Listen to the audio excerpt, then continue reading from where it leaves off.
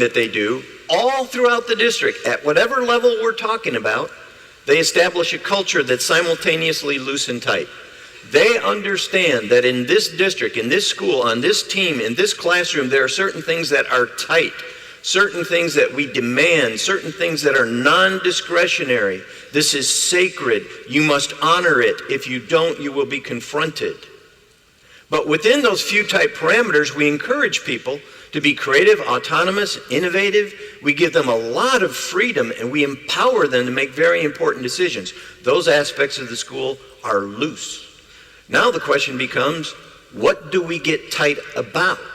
No matter what level you're at in your organization, this is what you get tight about if you want to become a professional learning community. Star this slide. Very important slide.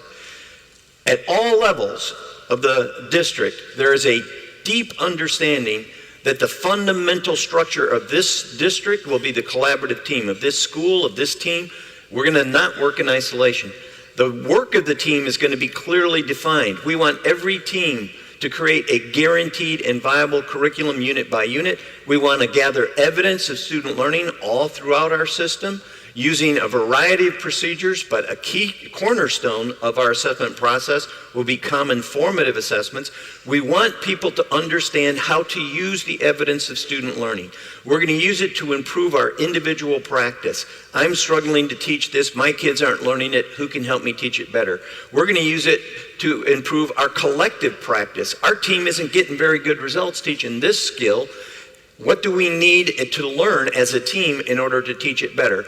And we're going to use the results to intervene on behalf of the students who need either intervention or enrichment. So we'll intervene for individual students. And finally, what we get tight about in a professional learning community is that when kids don't learn, we will have a plan for dealing with that. That we will provide systematic intervention that guarantees a kid who's struggling will get extra time and extra support in a way that never removes them from new direct instruction. Now, that's one thing that we do. We get tight about certain things and we clarify what we're tight about.